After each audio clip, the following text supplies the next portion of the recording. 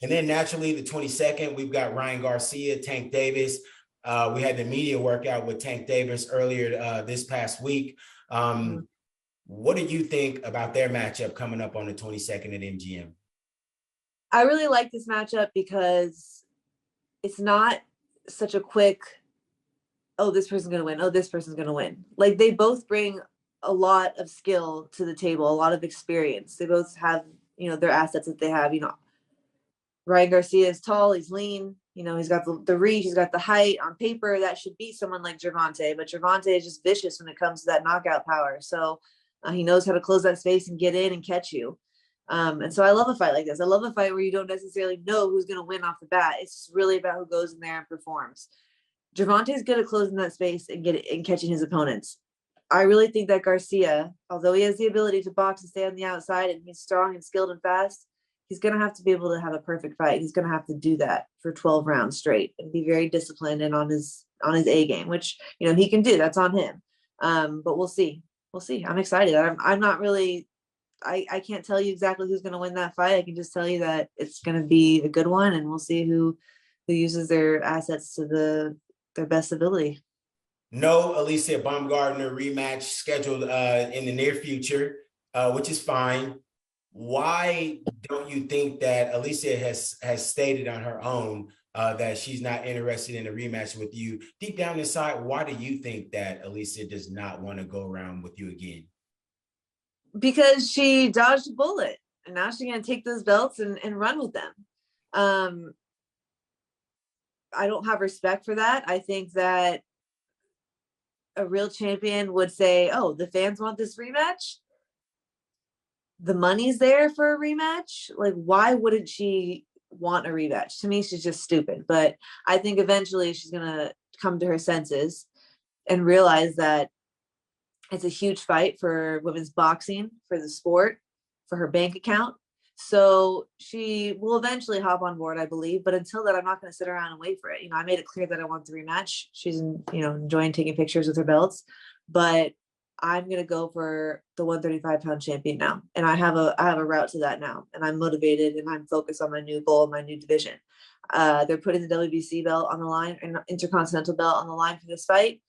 So winning this fight, going in there and putting on a show against Leonardo too, and winning that belt will put me in line for champion as a mandatory. So that's my goal now. And she can go do her thing, and if we cross paths eventually, fine. But she does have the belts now, so that the ball's in her court. She has to go to her team and she has to ask for that. She can't just sit here and talk shit on Twitter and think the fight's magically going to happen. She has to really mean it, not just talk about it. She got to be about it, go to her team and ask for the fight. How happy are you moving up? You finally get a chance to eat. I know you normally don't eat. You're always at such a caloric deficit. Talk to us about what it means to you physically to be moving up to 135. So I always did my weight cuts really smart. Like I didn't skip meals. I was always eating and just you're not eating. Everything is the types of foods that I eat, lots of vegetables, only 4 ounces of protein at a time. And the thing with that is you're doing all this training, you're running, you're lifting, the plyos, the sparring, the bag work, and then you go home and you eat 400 calories. You're not able to really let your muscles fill out. You're not able to grow. You're not able to build strength. And so I was just doing what I was working really, really, really hard, but not refueling enough to really get the most out of all my training. And so now I feel like now I'm able to eat comfortably and my muscles are filling out. I feel like you can see it. I look stronger. I feel stronger. And so now we'll just see how that translates into the fight. I don't want to say anything until I get into that ring and I transfer that power and that weight difference into the fight. I really want to see myself sit more on my punches, and I feel it, but I want to do it. So we'll see. Coach Al never thought that the weight was that big of a deal, but I've been telling him it's a big deal, Coach. He doesn't see what I go through to really make that weight. But yeah, I really want to show him. I really want to show that power of this fight. I mean, man, being next to you, standing next to you, walking around with you, you're huge. You're tall, you're long. How in the heck are you bringing that big old frame down to 135 pounds? Is this just a pit stop, or is there any potential for you to go to 140? It looks like you could wear every bit of 140 right now. I've always said that I had a dream of going and challenging myself across multiple weight divisions. And I have the height and the size to do that, and the skill and the experience. I have it all to do that. And it's one of the reasons why I feel like, I really was wanting to move up to 135 for a long time. I've been wanting to move up for a couple of years now, but I had a goal that I was trying to fulfill. So maybe it's a little bit past due moving up now, but regardless, I'm moving up, and I don't plan on stopping at 35 like you asked. I plan on going to 140. I can go to 147 eventually. But right now, 135 this year, that's my goal. I'm gunning for the champion at 135. So got to make a big statement against Leonardo too this next Saturday. And then I want the champion. I want Katie Taylor. Katie Taylor naturally has her own business going on, but how does Mikaela Mayer match up against the undisputed champion, Katie Taylor? I think it'd be a great fight. Katie Taylor, her style is no secret. She has a very Katie Taylor style. She's mastered that style. It's still very amateur. She almost invented the amateur style coming up, she was always the girl. She's the champion coming up. She was the name that everyone looked at in the amateurs, right? So she almost invented that style, and she didn't change it much when she turned pro. She sort of stuck with that, but she does it so well. It's really hard to beat that style with the way she's perfected it. But I have more of a sound pro style that I'm really coming into. I'm really, really coming into my settled sound pro style, and I think I could beat her. I think that I would have a great game plan going up against her. I'm not going to tell you what that is. We've spoken about it. We haven't dived into it, obviously, because we focus on the fight in front of us. We're not looking at any other fight. When we're in camp, we are coming up with a game plan for Leonardo too. So if that opportunity comes and I do get that fight against Katie Taylor, we'll absolutely have a game plan. But I just believe my style. I'll be able to nullify the speed and the high punch count that she has with some of my good assets. Back in the UK, fighting on the 15th. You're fighting against Medusa, Christina. Say her last name for me. I kind of struggle with it. Leonardo too? Leonardo too. Right? Medusa. Yeah. Listen, this is a great opponent. Been kind of doing some film study on her. Probably one of the busiest fighters that you fought, accomplished in her own right, a kickboxer, holds a victory over Alycia Baumgardner.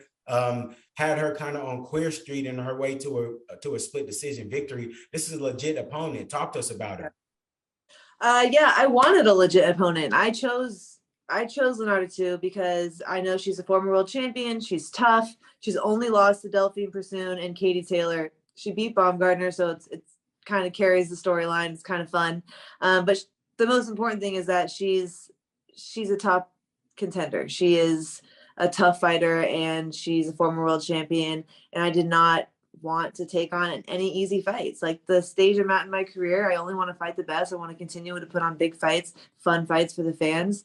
And so Leonardo 2 was top of my list with Delphine Pursoon. Couldn't get Delphine, so we went with Leonardo 2, but still a great fight.